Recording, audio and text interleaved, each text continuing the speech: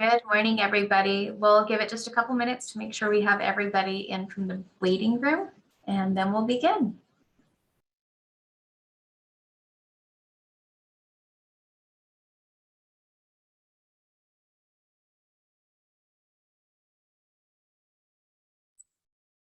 Okay, looks like we are ready to go. Good Tuesday morning, everybody, and thank you for joining us for another one of our wonderful coffee chats with Economic Alliance. My name is Cassandra Pettis, and I'm the Director of Investor Relations here with EASC, and I'm so excited to join you today as we talk about welcoming and supporting our Afghan neighbors. To start, I want to go over a couple of quick housekeeping items. As always, we encourage you to engage with us by using the chat feature. If you'd like to interact with the discussion, raise your hand and we can unmute you. We also ask that you please add the name of your organization so we know who is here today and what organization you're part of. Now for the good stuff, we have some amazing panelists with us today, and I'm going to give them each a couple of minutes to introduce themselves, to tell us a little bit about what it is that they're doing here in our communities. Alessandra, I'll go ahead and start with you. Sorry, I'm still figuring out the mute button. Good morning, I'm Alessandra Durham with the Snohomish County Executive's Office, and I'm glad to join all of you this morning.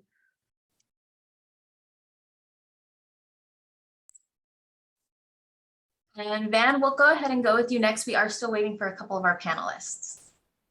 Well, thank you. Good morning, Vending Kuno with Refugee and Immigrant Services Northwest, and one of the partner with the county on the Afghan refugee project. Thank you so much. So Alessandra is going to be going over a couple of things with us. Yeah, good morning again. I'll give you a brief overview of just how we came to be involved in this program with our partners, and I believe that Imam Akram and Aneelah should be joining us shortly. So back in mid-August, just like I'm sure all of you, we watched in horror as the Afghan government collapsed and saw thousands of people trying to flee for safety and for their lives.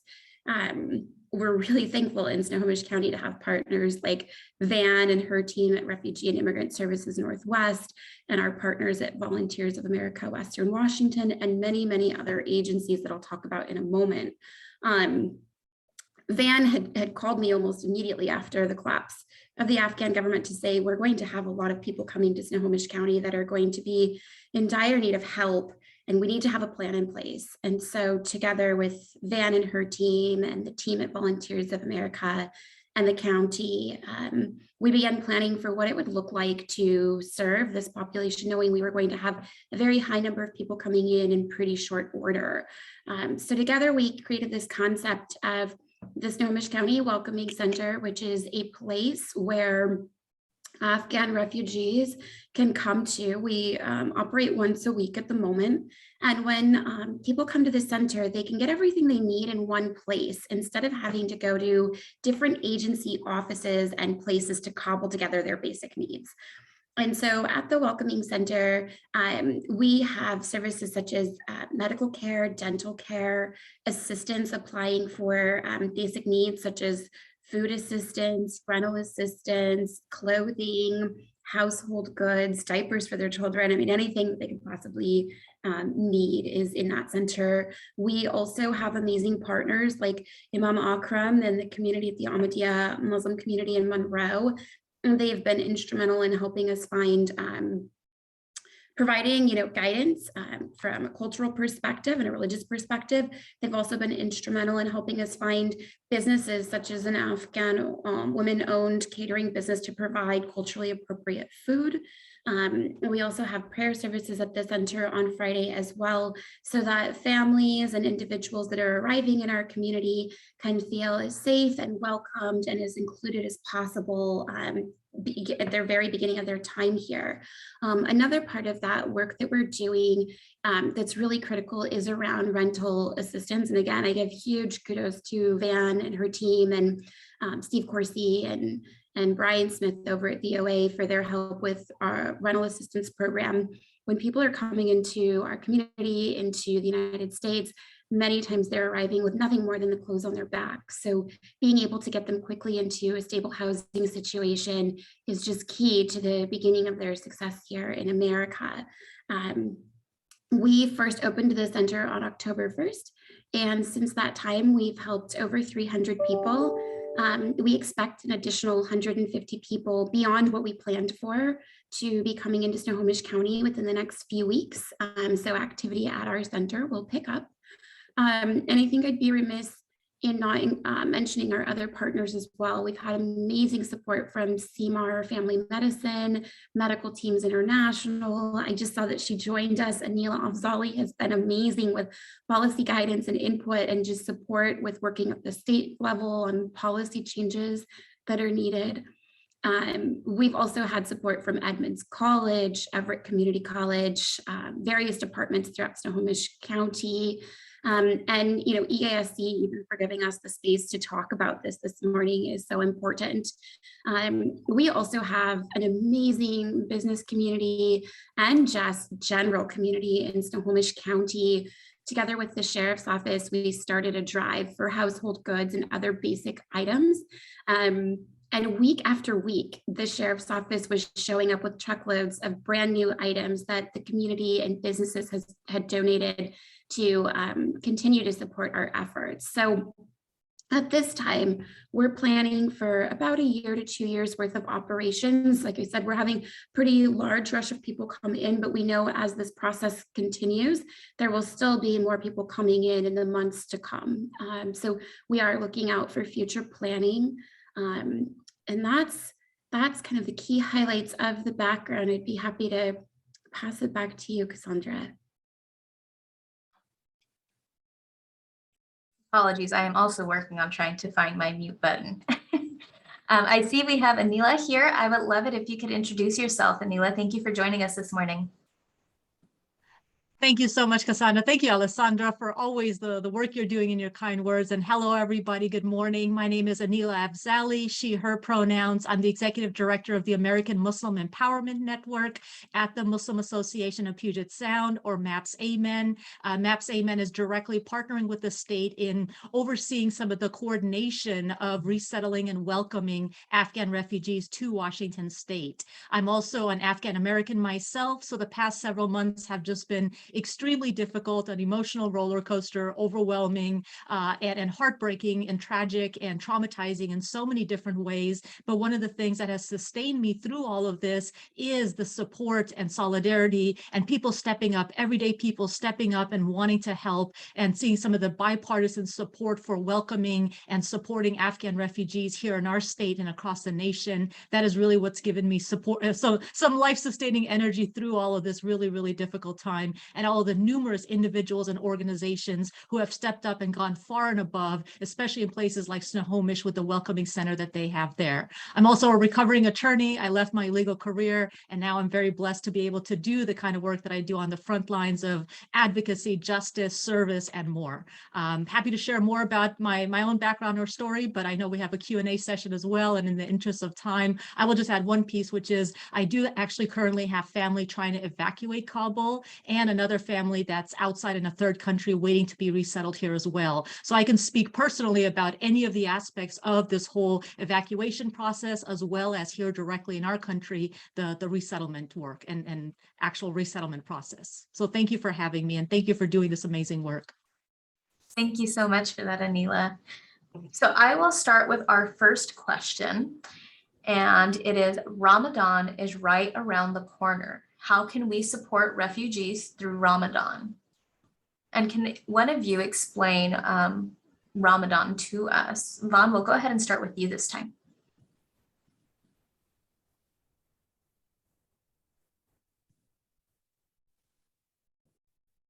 Cassandra, I would defer to Aneelah.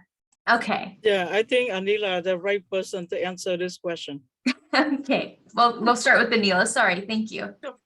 No worries. I was just like, man, that would be awesome if you could explain it. I would love to hear it from a non-Muslim perspective. But Ramadan is the most sort of spiritual month for Muslims. It's a holy month. It's a time of fasting from dawn to sunset for those who are physically and mentally and emotionally capable of doing that.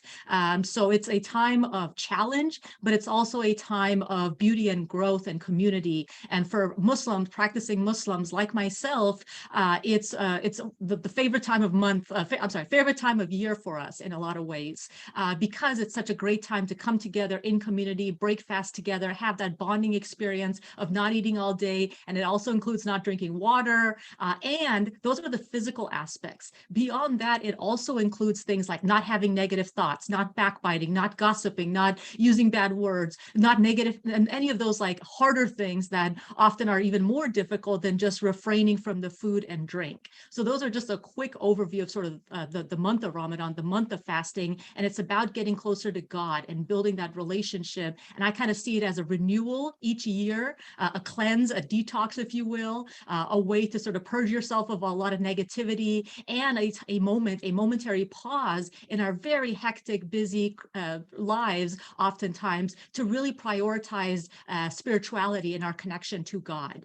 I will say, even before I sort of had my spiritual transformation that inspired me personally to leave my legal career and really come closer to my religion, even when I was a quote unquote Ramadan Muslim, meaning I was only practicing in the month of Ramadan as a Muslim, during that time, even then, even when I was more of a cultural Muslim, Ramadan was always special. It was such an important time, even for me, for my family. So you will find many Muslims who may not be practicing other times, who may not be visibly Muslim other times, who even for them, Ramadan may be very, very special. So with Ramadan coming up, it is based on the lunar calendar. So it changes by about 10 days every year. So it's not a fixed date like Christmas. It's not like that. It changes. So this year it's expected to start at, I believe, April 3rd or so. I'll have to check that, but it's coming up relatively soon. And it does have certain implications for Muslims, including those who are Muslim, who are the Afghan arrivals. Ramadan will be a time where they are going to be not eating during the day. So for example, the Welcome Center may offer a meal at noon. Not a lot of people may be partaking in that, and they may choose to instead take that meal home with them and break their fast with them at 6, 7 p.m. whenever sunset is. But prayers are still very important. So having that space for prayer, for instance, would still be important. Having that sense of community coming together. If there's any way during Ramadan that the hours could be shifted, so it's during the breaking of the fast time when you get together and have a meal, that would of course be ideal, but it's not required. So those are some things I'm happy to share more, but I want to give other people a chance as well. And especially if the Imam is with us, if he wanted to add anything.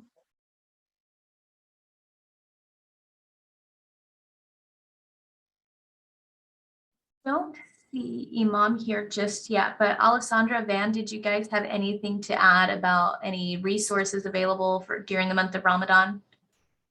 Well, thank you. Yes, we had the other refugee come from the Muslim culture and religion, like Iraqis and Iran and the others. So we're well aware that the month of Ramadan is always we step up and provide all the supports available for our students, for our employees, from the employee at the companies. We also share the information with the employers so the employer understand the need and support the workers. And also we do some training to the teachers at every community college. So they might skip the break and allow the student go home half hour to an hour earlier, because fasting from sunrise to sunset, and particular begin March, we go into daylight saving time. The day is getting longer, and if you can picture yourself, no food and drink for 14, 15 hours. In particular, the month Ramadan fall in June and July, it's very, very difficult with the temperature rising and no water is very, very difficult. So we do anything we could to support our student, our worker, working with the employer to make them well aware of what month is Ramadan and what they can do to support the employee. And so we're working with the K-12 system also. And the school now, they all know and they're very, very sensitive with the holy Ramadan month.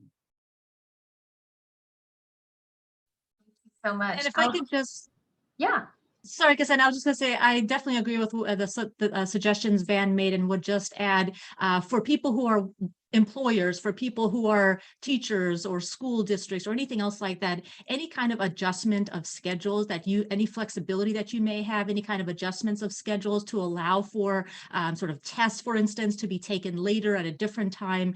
We've had University of Washington, for instance, accommodates students who are fasting by allowing them to take their tests in the evening, at night, at 10 p.m. even. So if there's any kind of flexibility, also know that a lot of people during Ramadan, what they often do is they will stay up for most of the night, because that's when they're eating, that's when they're doing extra prayers. They may be going to the mosque at night, or they're going to bed and waking up really early. And it's not even sunrise to sunset, it's dawn to sunset, which is actually an hour and a half earlier than sunrise. So it's very early that people wake up in order to have a pre-dawn meal and then start the fast. So any kind of adjustment of schedules that you can do, if you are an employer, if you are a teacher, anything like that, any space that you can provide for prayers, that's critical. Having that space for prayers, especially during Ramadan, people want to strictly, hold on to the extent they can to their prayers and the specific timings for their prayer. So that's really important. And just knowing that if people sort of seem a little bit out of it, if they don't have the same energy level that you might normally expect from people, please just give some patience and grace, because as Van mentioned, you're not eating food or drink sometimes for in excess of 16 hours. So just keep that in mind. Thank you. Thank you. Is there anything else that anybody would like to add? All right, move on to the next question. What are some cultural do's and don'ts we should all know to be more inclusive? And I'll let whoever wants to start this one go ahead.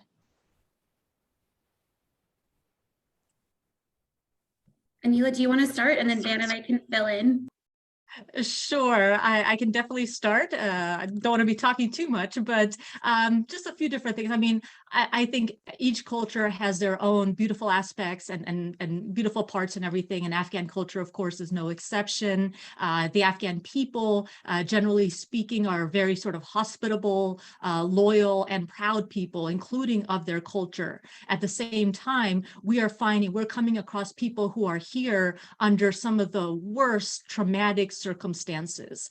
In many cases, people who may not have been prepared to even leave their homes, to leave their culture, to leave their families behind in a lot of ways, to sort of be upended essentially in an evacuation process that was very hasty, chaotic, and unprepared, and to sort of be upended from that life that they've known their whole lives, and be sort of placed into a new culture, new surroundings, new language, new everything, and having to adjust along with the trauma that they've experienced over 4 decades of warfare and violence, and being here now. That has really created some turbulent circumstances under which we may find some of the Afghan arrivals. So recognizing that a lot of them may be traumatized. I've been hearing some of the specific stories, some of what they've been facing. And while Afghan people, as a result of the experience, have become very resilient, I wish we were in a situation where they didn't have to be so resilient.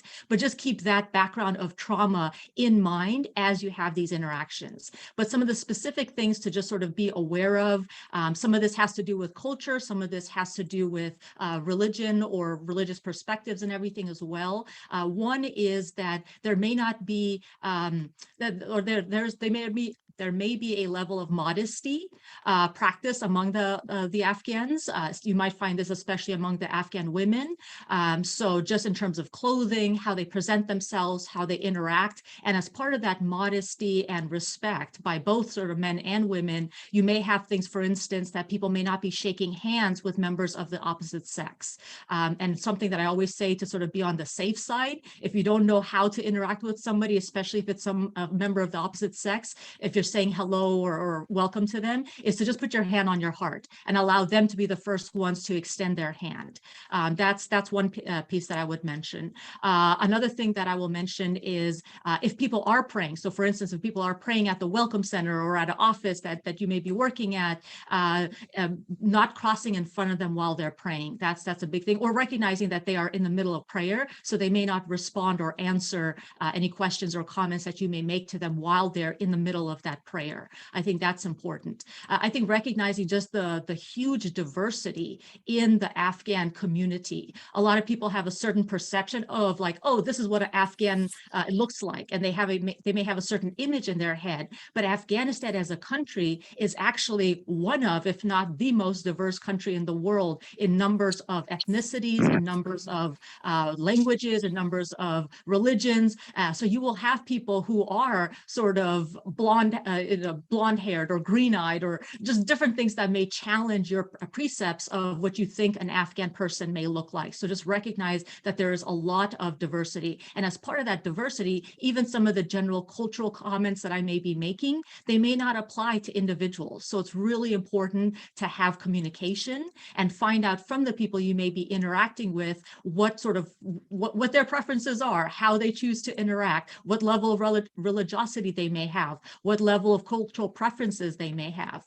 But again, speaking in terms of the generalities, food is a very important part of Afghan culture. Afghans sort of have a very strong hospitable spirit. I hope one of the benefits of having all of these Afghan arrivals is going to be more Afghan restaurants, so we can all partake and benefit from the Afghan food. But that's one of the things that Afghans bond over food oftentimes, as Americans do, as we all do. But food is very important, and there may be a level of sharing even of the food in ways that may not always align with what we as Americans may be comfortable in terms of sharing.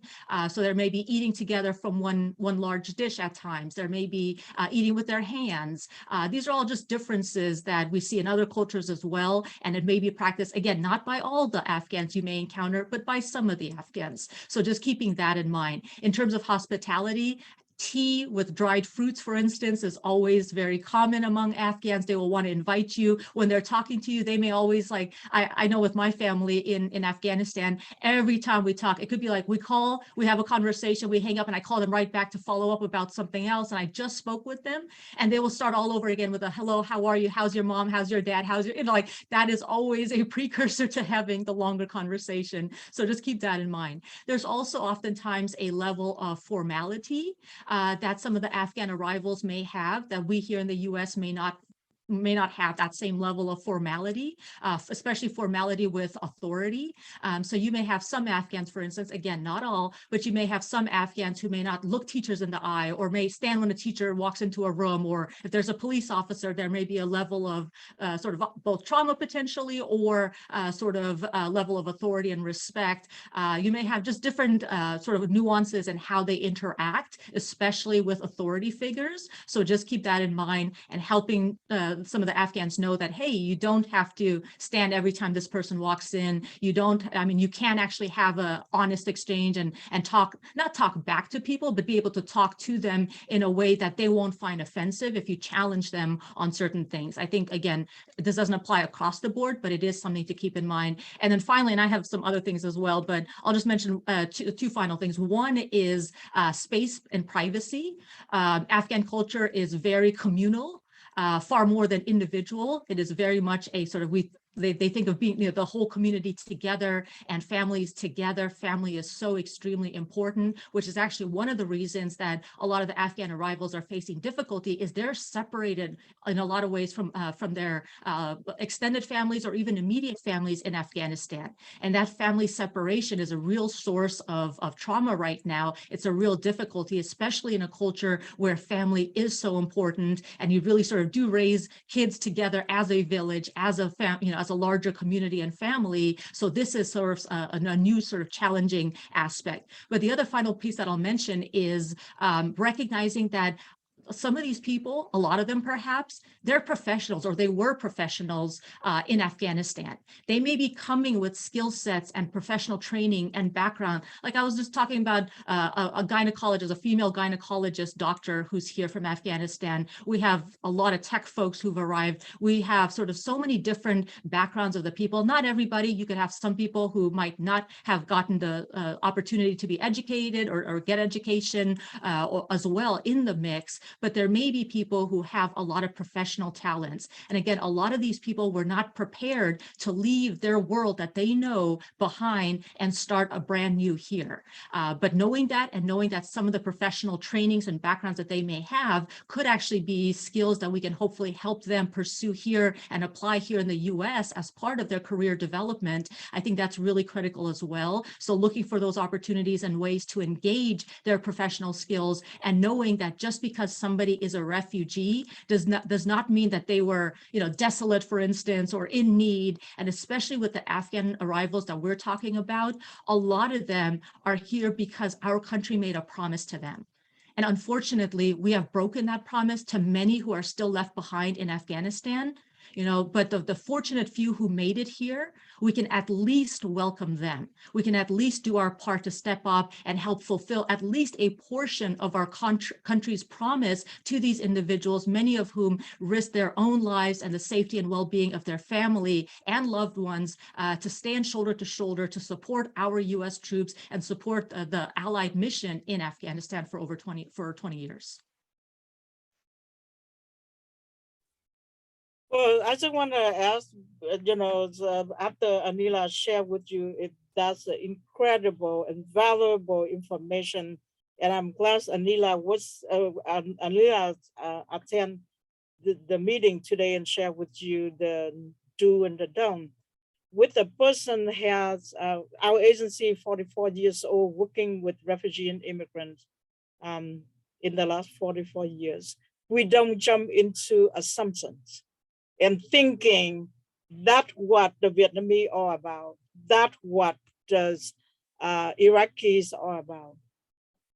Please ask the questions. And I want to tell you, the people who you provide services for, the people who you come in contact with, they're happy to share with you. And when you respect the information they provide to you, it's just like you open the gate, you'll be able to connect with the person in the equal personal level, and you'll be able to provide quality services for the person. And that is the key of success. The reason we're still here after 44 years, because we never guessing any client, any ethnic group come into our agency. We always sit down either with community leader or trusted member to get all the information we need so we can provide a dignity and respect services for that group.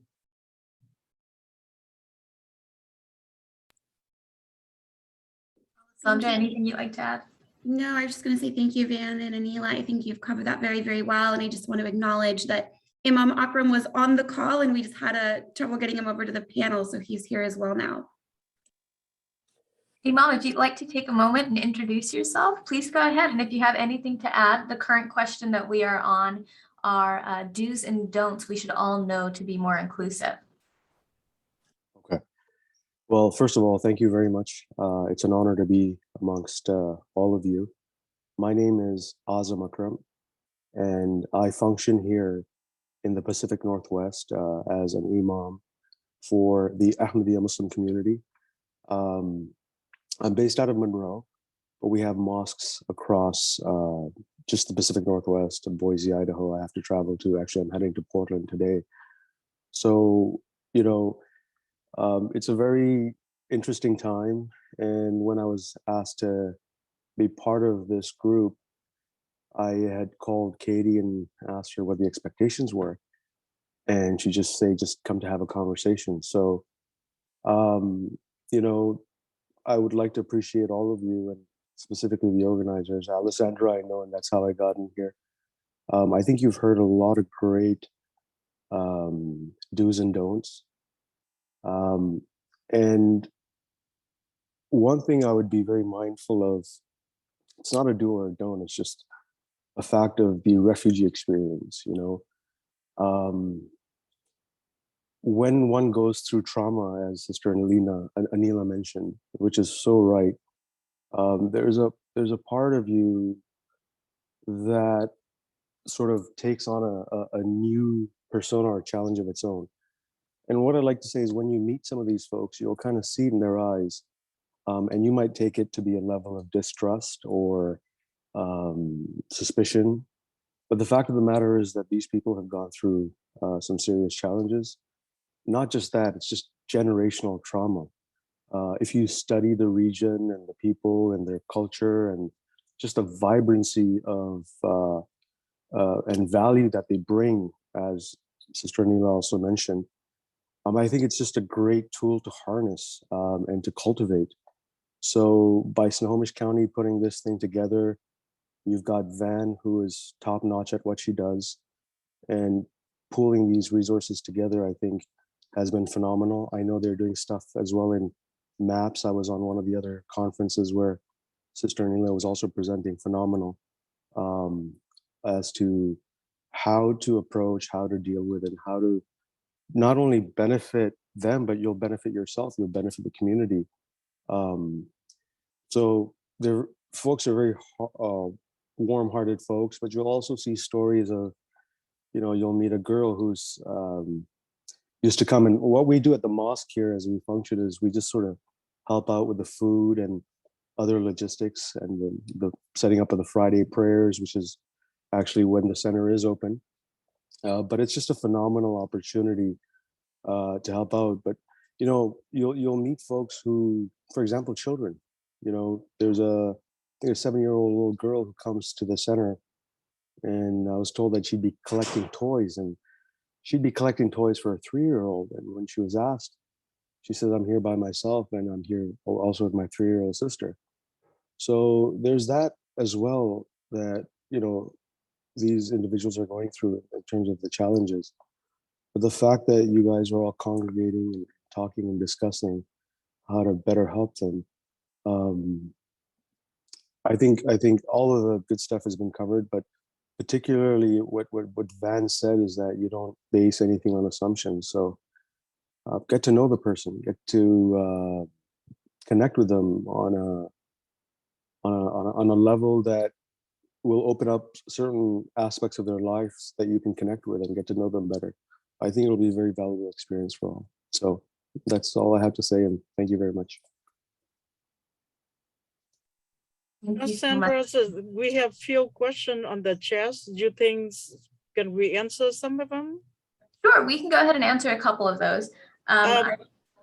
2 questions. I think I would like to answer the donations. Mhm. Yes, we accept the donations at the Welcoming Center. And if you email Alessandra, she will connect you and where you're supposed to go, because security and safety reasons, the Welcoming Center is not advertising the information out there. And the need right now is bedding, towel, pillows, and cookware. And I would like to request, and sound like, I regret too much. I would like to have the new cookware, because a lot of our cookware, we might cook pork with our cookware. So if you be able to donate the cookware, could you please donate the new cookware for us? And the other question from Wazoo is how to connect with the Afghan refugee for continued education. The Workforce Snohomish had a program called the Refugee Career Pathway.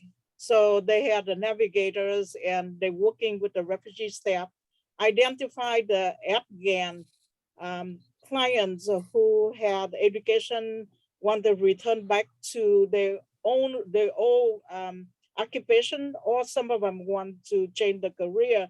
So if was you want to email me, and I will provide the information connection with the navigator to navigator. And so we're happy to connect the Afghan refugee with the program you have at the university. And thank you very much. Cassandra, can I just add something to what Van said? That's Yeah. okay. Yeah, Van brought up a very good point, which is about pork or pork products, which could include gelatin, for instance. A lot of the folks, especially if they are practicing Muslims, which the probably overwhelming majority of Afghan arrivals will be, they do not eat pork or pork products, which would include gelatin. Very likely they will not eat that. And there is that sensitivity about crossover between pork products and other products. And another thing in terms of dues is the kind of meat that they do eat has to be halal meat. And again, not for every Afghan arrivals, but the overwhelming majority are likely going to be wanting halal meat. And to the extent they can get culturally appropriate food, which could include something like Afghan bread, which is a sort of staple for a lot of Afghans. It's almost a comfort food because everybody can connect to that. That's another positive piece as well to be able to offer. And one final cultural piece that I didn't mention that I should is the relationship with pets.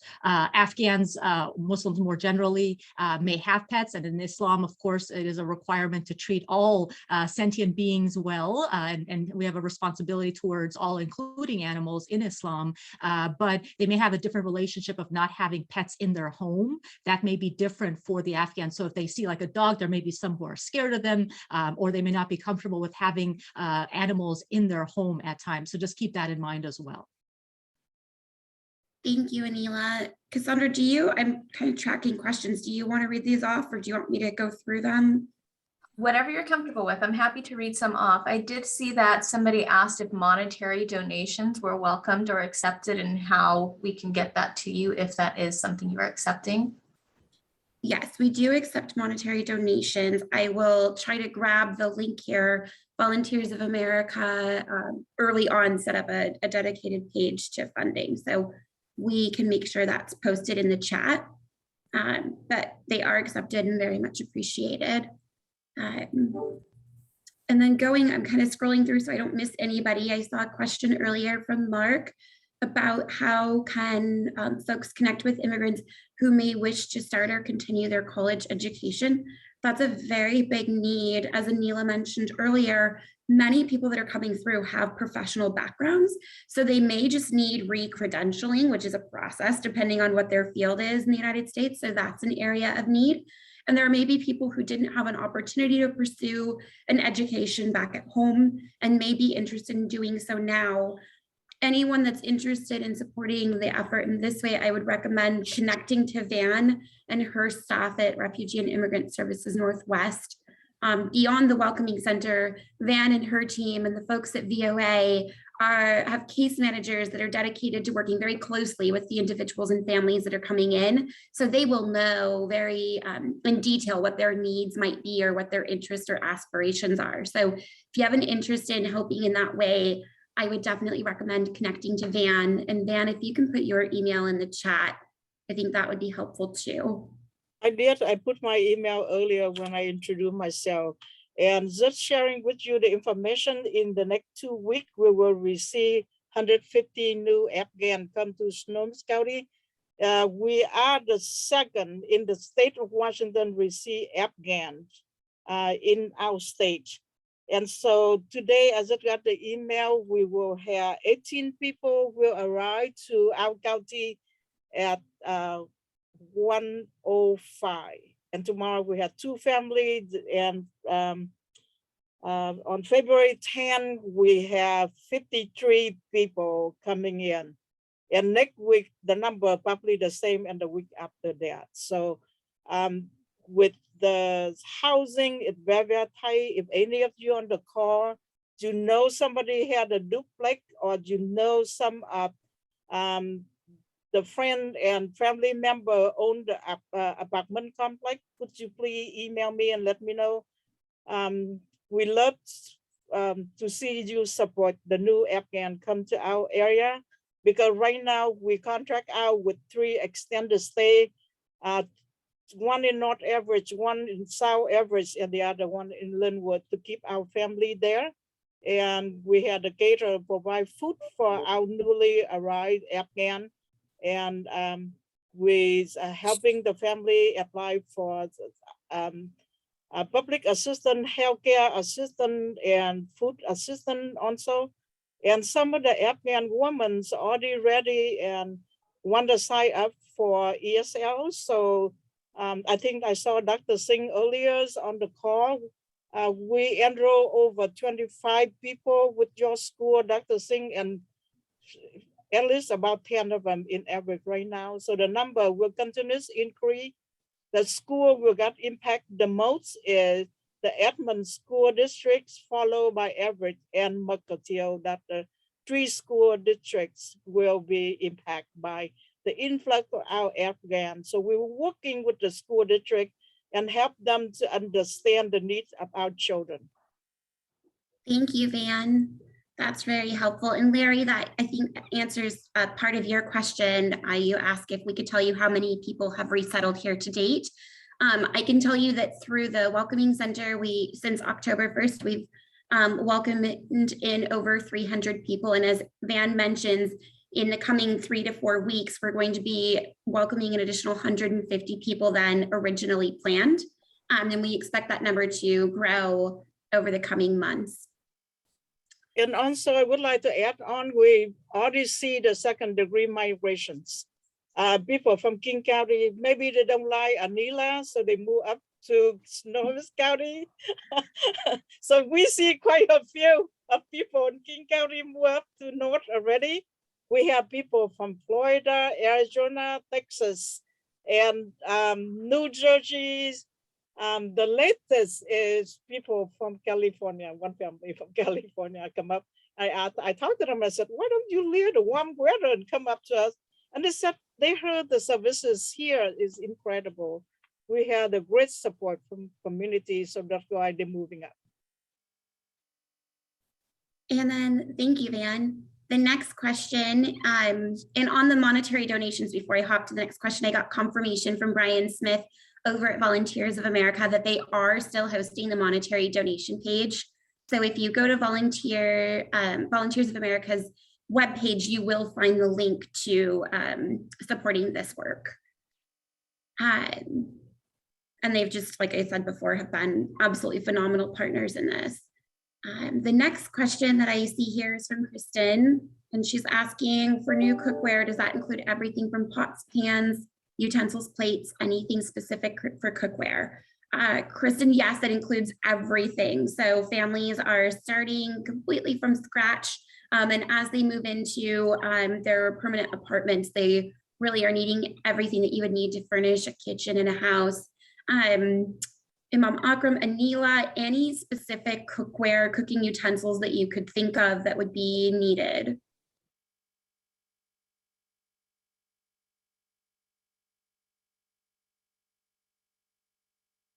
I would say just the basics. It also depends on where they're at. So if they're at an extended stay, what they may need will differ very much from if they're in a home, a permanent home.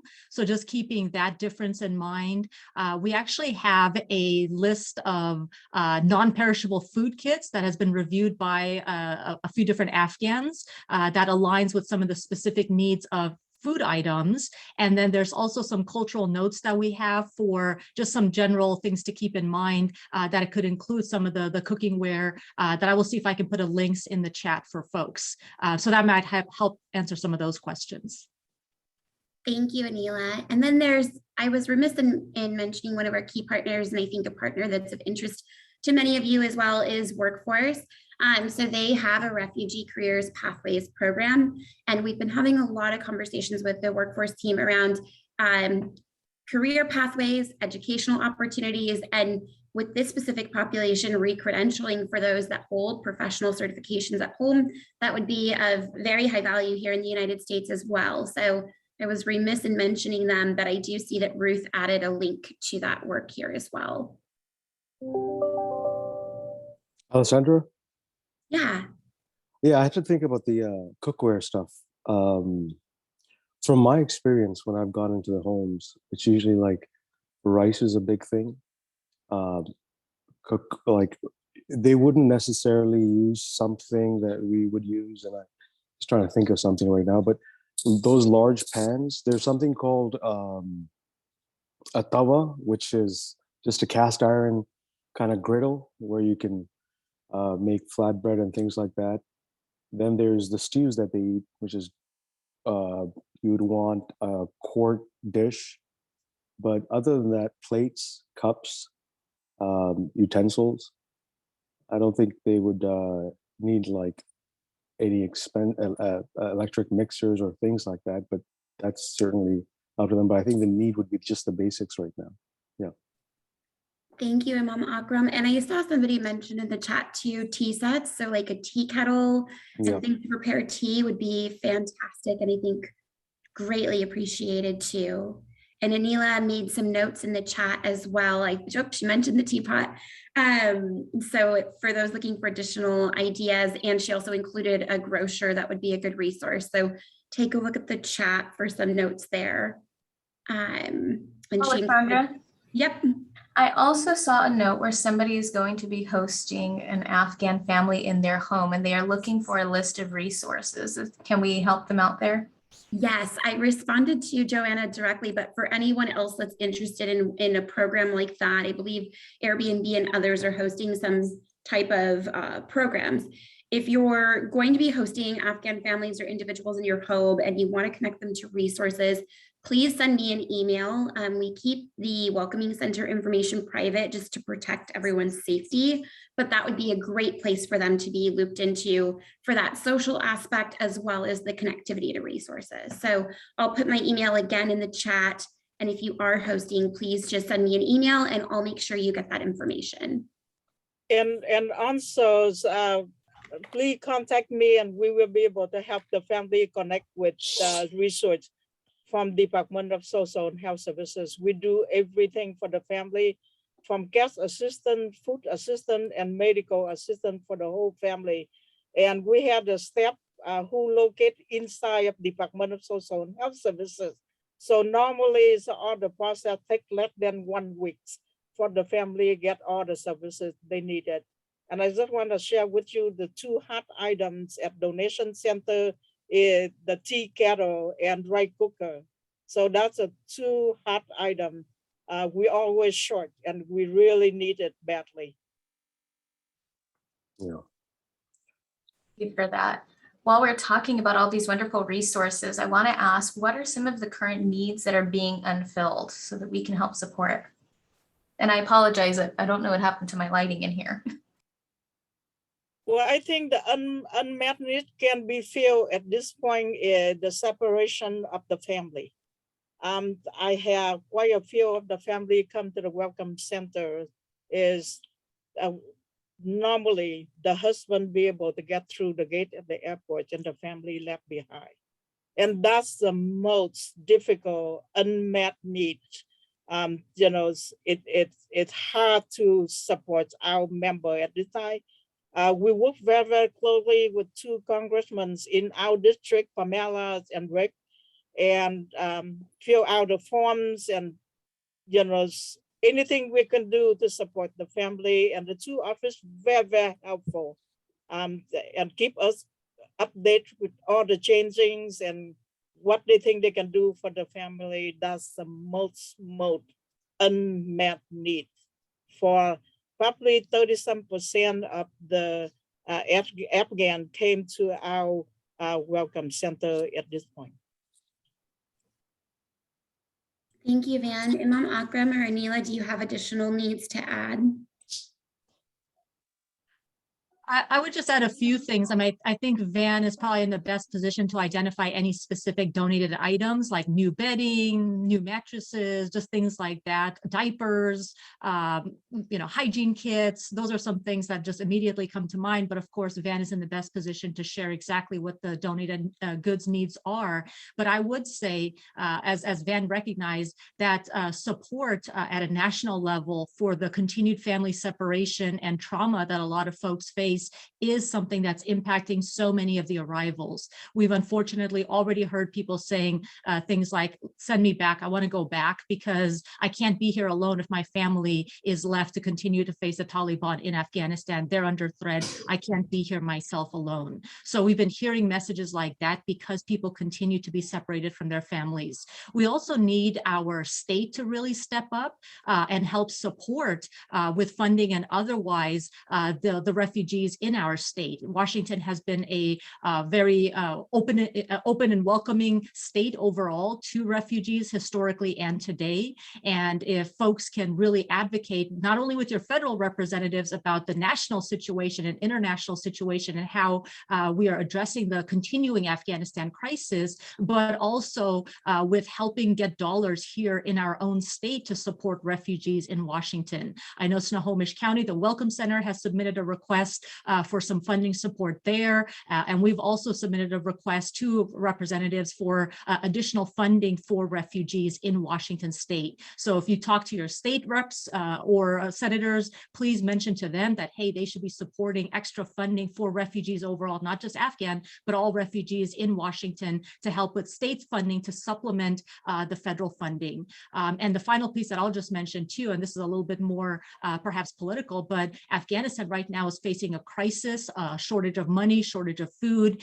They're on the cusp of sort of winter famine, and it's a very, very dire situation. And we do appreciate Congresswoman Jayapal in particular pushing for release of funds. This is money owned by Afghanistan itself that the U.S. has held up. So helping release those funds, not because we want to support the Taliban, because we absolutely do not, but unfortunately sanctions that we impose do not necessarily impact the Taliban as much as the individual Afghans who are dying because they don't have food or access to money and the economy is on the brinks of collapse. So just those are some additional political points to bring. And then overall, we in Washington have these different work groups that are working to help address the various needs like housing, donated goods, food, and more, health in Washington. And if anybody wants to get involved in those, if you have extra time, I'll drop some links in the chat as well for additional ways to help. But we are definitely looking forward to partnering with anybody here, any organization, any businesses. We're looking for different job opportunities. Employers are stepping up to really extend their arms to welcome the incoming refugees as potential new employees and lifelong committed folks as well. So there's a lot of opportunity amidst all the negativity. This is really an opportunity for us to live out our values and hopefully build some bonds and relationships and improve our systems for everybody in Washington state. Well, so I just want to add on to what Aneelah just said. Afghan refugees is a young populations. Come in, most of them come in the 20 and the 30. Very, very few of them is in the early 40s. And they ready to go to work. And they had no problem to accept the job at all. So any of you on the call, you are employers, you know your family member who knows somebody looking for worker, please contact us because we do have the Afghan want to work and ready to work. And the company, I don't know if any of you know, is the RAM technology in average right here. They're already hiring 14 Afghan. And Ben Keller is very, very happy with the outcome of his worker. So please follow the RAM technology footstep, open the door to hiring the Afghan refugee. Thank you. Thank you so much. We are coming close to our time now. There's one more question I want to ask that I think is very important before we allow everybody to say their final remarks. And it is, we've talked a lot about how important communication with our refugees is. What are some ways that we can look for help when there's a language barrier and what resources are available for that? Well, I can answer that question. We partner with both Everett and Edmond Community College. We had the ESL program from morning until night at both college, and the ESL program can begin with 8 or 9 hours per week to intensive 16 hours per week. Plus, the student can check out the Chromebook or laptop and study at home. And also both colleges had a reading center to support that, and also one-on-one tutor. So we had a system in place to support refugee, and my agency been working with Edmond and Everett Community College over 40 years. So the ESL, English as second language, and pre-college and college class is not new to us at all. All of refugee, not just Afghan refugee only, but all refugee will get the services they needed. Thank you so much. Anyone have any final thoughts on that one? Okay, so I want to make sure that I give each of you an opportunity for any final thoughts, any closing remarks, or anything that we didn't cover that you want us to know. Aneelah, we can start with you. Sure. Thank you so much, everybody, for being here. Thank you, everybody, for caring. Thank you to the folks who helped put on this conversation today.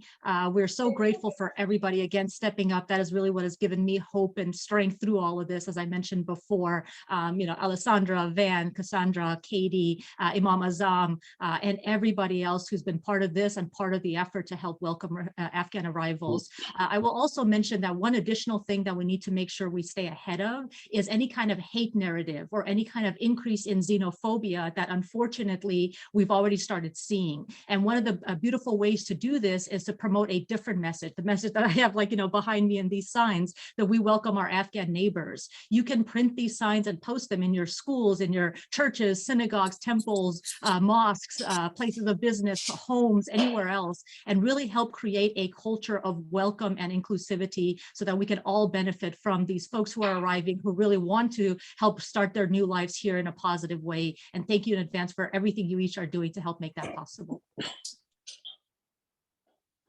Well, I think I go after Aneelah. I will never be able to catch up with her, but I try. So here I'm coming, Aneelah.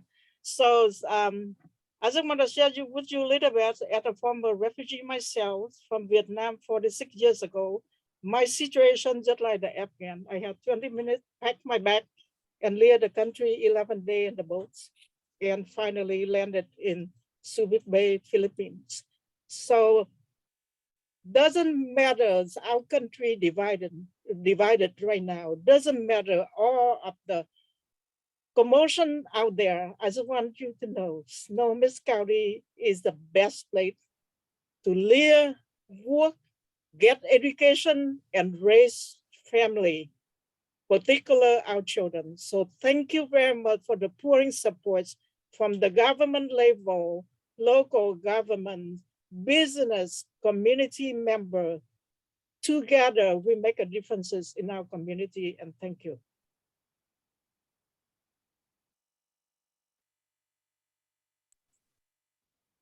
I'll go and then I'll save Imam Akram. He always has great words of wisdom. So I don't want to be the one closing. I just think that this is really a team effort, and as Van said, we're just so lucky to be here in Snohomish County. You see Van and Aneelah and Imam Akram and I on the screen, but there's Brian Smith and Corey Armstrong and Steve Corsi and Zoe Reese and so many other people who have been instrumental in making this work happen and continue to happen. They work a lot of hours on this, weekends, mornings, times when it wasn't planned, because they really care about serving our new Afghan refugees with dignity and respect and open hearts. And I also would be remiss in not mentioning the business community and our nonprofit community. As Van talked about, the hiring is so critical, or even just stepping up with all the donations we've received today. It's just very heartwarming. And so I appreciate all of you on this call for taking the time to hear about the work that we're doing, engaging in the work, and being open to possibilities of welcoming Afghan refugees and other refugees into our communities and business spaces and other places within the county as well. So just thank you all. Thank you, Alessandra. Way to set me up. Can you hear me? All right. So, you know, when this whole project began, I remember I had the opportunity to call Alessandra out, host her, and talk about this project over lunch. And, you know, the first thing we started talking about was how this could be a great model for others to follow if it's done right. And from the very get-go, the investment of resources, of time, of planning, of hours, of meetings to get this project off the ground has been phenomenal because of the core team that Alessandra has put together and the backing of Snohomish County, which for me is one of the best counties I've traveled. I've lived in 34 different countries. So I've seen that experience, and I've never been in a place like this, just for not just the people, but also the nature and the environment and the atmosphere. So there's a lot of potential here. And that's the potentiality that we can work towards together towards this common goal of goodness. I've left my information in the chat, my number and my email address as well. So again, I'm here to support anything that you guys want to do in terms of working towards a common goal of goodness. I think this is a great opportunity, and I look forward to seeing the fruits that this effort yields in terms of, you know, where we can highlight some of these families that come in and, you know, does a phenomenal job and adds value to Snohomish County. So those are the things that we will see future. I mean, Van coming in from Vietnam, I mean, 44 years, nothing less than stellar. And, you know, I was actually walking out into Fred Meyer's the other day, and I picked up a newspaper. I think it was the Snohomish County newspaper. And I saw her full page picture right up there. And she was awesome. She got the recognition that she deserved as being, I think, what was it, Van? What was the award? The person of the year for, is Van there? Yes, I'm Yeah, what was the award? The person of the year you were the awarded? person of the year for 2021. So I had a copy right here. I just want to show you. That's what I got. Yeah. And I says, what a small world this is. So, you know, I really appreciate everybody's time, everybody's contribution. Sister Aneelah is an expert in this. Just phenomenal job in that presentation. But here you have resources, so don't hesitate to reach out. If you need help in any of your initiatives as well, we're here to serve as well. So thank you very much for your time. And hopefully we can continue this goal towards helping, establishing thriving communities. Today it's Afghanistan, tomorrow it'll be somebody else, but we'll have a model to follow and do it right. Thank you very much. Thank you so much, everybody, for the beautiful conversation and for educating us on how we can help our Afghan neighbors and welcome them. So with that, we conclude this morning's coffee chat. I asked Katie, can we back away? We have, oh, before I forget, we have Step Up registration open right now for April 29th, 2022. More information can be found on that website. And of course, our next coffee chat will be February 15th for the state of healthcare. Katie, if I could get the screen and we could all raise our glasses to our Afghan neighbors and to the beautiful conversation that was shared with us here today. Thank you, everybody. Hope we can continue partnering together and making Snohomish County this beautiful place to live. Happy Tuesday, everyone. Thank you. Thank you so much.